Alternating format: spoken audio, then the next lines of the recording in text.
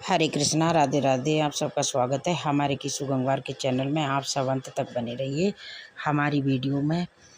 आज भी हम ऐसे समाज में जी रहे हैं जहां बेटियों का कोई मोल नहीं है, पुरुष प्रधान है। बेटी का जब जन्म होता है तो अधिकतर घरों में मायूसी छा जाती है और ये कुछ नहीं बल्कि हम मनुष्यों की अज्ञानता है। लड़की को बोझ समझते हैं, परंतु आपको जान के हैरानी होगी कि लड़की का जन्म हर किसी के घर में नहीं होता, बल्कि उसी के घर में होता है जो भाग्यशाली होते हैं और अपने पुण्य कर्म अर्जित किए होते हैं। और आज हम आपको यही बताने जा रहे हैं कि भगवान कैसे घरों को लड़की जन्म देने के लिए चुनते हैं और वो कौन से पुण्य कर्म होते हैं जिसकी वजह से लड़की कोई भी इंसान बेटी का माँ बाप बनता है। तो चलिए शुरू करते हैं आज की प्रस्तुति। श्री कृष्ण से अर्जुन पूछते हैं कि माधव, किन कर्मों के कारण किसी के घर पुत्री धन की प्राप्ति होती है, अर्थात कैसे घरों में बेटियों का जन्म होता है। तब श्री कृष्ण अर्जुन से कहते हैं कि पार्थ, अगर किसी के घर बैठे ही भाग अच्छे होते हैं तो बिटिया सौभाग्य से, और जो भी स्त्री पुरुष अपने पूर्व जन्म में अपने पूरे कार्य अर्जित किए होते हैं तो वो एक बेटी के माता पिता बनने का सौभाग्य प्राप्त होता है। बेटियां जन्म लेने के लिए वही घर चुने जाते हैं जिन घरों में बेटियों का भार सहन कर सकें, क्योंकि तीनों लोकों में स्त्री अर्थात बेटियां ही ऐसी होती हैं जिनका भार हर कोई सहन नहीं कर सकता। वो बेटियां ही होती हैं जो इस रिश्ते को निरंतर चलाती हैं, माँ होने के लिए अपना सर्वस्व न्यौछावर कर देती हैं। हे अर्जुन, पर जिस दिन इस सृष्टि में बेटियों का जन्म लेना रुक जाएगा तो धीरे धीरे सृष्टि का अंत हो जाएगा। भगवान श्री कृष्ण की इन बातों पर गौर किया जाए तो उनका कहा बिल्कुल सही है, क्योंकि बेटियां अगर नहीं होंगी तो किसी का भी वंश आगे नहीं बढ़ सकता। आपने भी कई लोगों को कहते सुना होगा कि जिस घर में बेटी का जन्म होता है वो घर स्वर्ग के समान होता है, क्योंकि बेटा तो केवल एक ही कुल को रोशन करता है, बेटियां तो दो कुल को रोशन करती हैं। माता पिता के घर को वो बेटी के रूप में अपने उत्तरदायित्व का पालन करती हैं और ससुराल में एक बहू का के रूप में सारे नियमों का पालन करती हैं।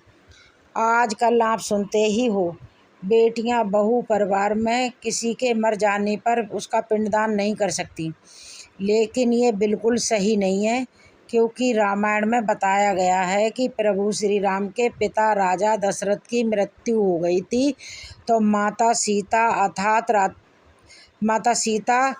दशरथ जी की बहू ने पिंडदान किया था। जन्म मरण के चक्कर से उनको मुक्ति मिल गई थी। इतना ही नहीं, हिंदू धर्म शास्त्रों में बताया गया है कि बेटियां भी अपने पिता के नाम का पिंडदान कर सकती हैं। भाई, अगर ससुराल पक्ष में कोई पुरुष नहीं है तो इस स्थिति में बहू भी पिंडदान कर सकती है। इसलिए वो लोग बहुत किस्मत वाले होते हैं जिनके घर में बेटी जन्म लेती हैं। वही प्रबल किस्मत के होते हैं जिनके घर एक से ज़्यादा बेटियां होती हैं। शायद यही कारण है कि बेटियों को लक्ष्मी कहा गया है। बहुत से लोगों की सोच यही होती है कि बेटी है तो बिना समय गंवाए और इस पर पढ़ाई में पैसा लगाएं, जल्द से जल्द शादी कर दो। यह सोच एक बेटी के भविष्य को बर्बाद कर देती है। ज़रा सोचिए, एक बच्ची के मन में कितने सपने होते हैं, उसे कुछ करना है, यह सपने सिर्फ सपने ही रह जाते हैं। इसलिए अपनी बेटियों को सपने पूरे करने देना चाहिए। उन्हें जीवन में हर वो खुशी देना चाहिए जो उन्हें मिलनी चाहिए। एक बेटे से ज़्यादा एक बेटी हमेशा माता पिता के लिए सोचती है। माता पिता को प्यार और अपनापन बेटी ही दिखा सकती है।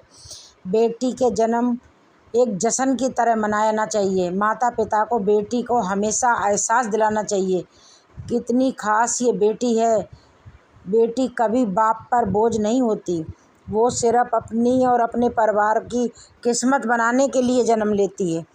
एक कथा के अनुसार वो दो मित्र लंबे समय के बाद एक दूसरे से मिले। एक दोस्त ने दूसरे दोस्त से पूछा कि कैसे हो, तो जवाब में उसने कहा कि मेरे हाल तो एकदम बढ़िया हैं, और वो भी हो भी क्यों ना, मेरे 2 बेटे हैं। तभी वो अपने दोस्त से पूछता कि तेरे घर में कितने बच्चे हैं।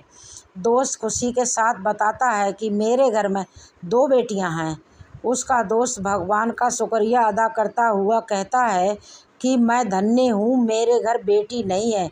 यह सुनकर पिता की आंखों में आंसू आ गए। तभी उसकी बेटी पिता के मित्र से कहती है कि अंकल, भगवान हमेशा भाग्यवान को बेटी देते हैं, कभी गरीब को बेटी के रूप में माता लक्ष्मी नहीं देते। भगवान उसी को पुत्री का सुख देते हैं जिसके अंदर पालने की सामर्थ्य होती है, जो गरीब होकर भी अपनी बेटी को पाल सकता है। एक बार स्वामी विवेकानंद वैष्णो देवी की सीढ़ियाँ चढ़ रहे थे। तब एक पिता किसान अपनी बेटी को कंधे पर बिठाए चढ़ाई चढ़ रहा था। तभी स्वामी विवेकानंद ने कहा कि बाबा, आपकी बेटी का बोझा आपको लग रहा होगा, इसको मैं उठा लेता हूँ और माता वैष्णव के दरबार तक छोड़ देता हूँ।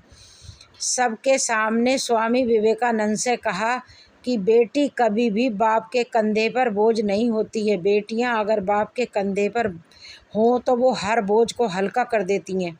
मित्रों, बेटियां कभी धन की भूखी नहीं होती, जो सिर्फ मान और सम्मान की भूखी होती हैं। अब सोचने वाली बात है कि कौन से कर्म के बाद किसी के घर लड़की के रूप में जन्म लेते हैं और उनके लिए घर के लक्ष्मी का रूप साबित होते हैं। गरुड़ पुराण में बताया है कि जब आत्मा को नया जन्म मिलता है तो आत्मा को शरीर के अनुसार व्यवहार में चलकर अपने कर्म करने होते हैं। शरीर के जरिए कर्म करके ही एक आत्मा अपने जन्म के उद्देश्य को सार्थक बना सकती है और निरर्थक भी। यदि कोई पुरुष महिलाओं का आचरण करता है, स्वभाव में महिलाओं की बातें ले आता है या वही काम करना चाहता है जो एक महिला को करना चाहिए, तो ऐसे पुरुषों का स्त्री का शरीर धारण करके वही गरुड़ पुराण में बताया गया है। यदि कोई व्यक्ति मृत्यु के अंतिम क्षण में किसी स्त्री को याद करते हुए प्राण त्यागता है तो वो अगले जन्म स्त्री के रूप में जन्म लेता है।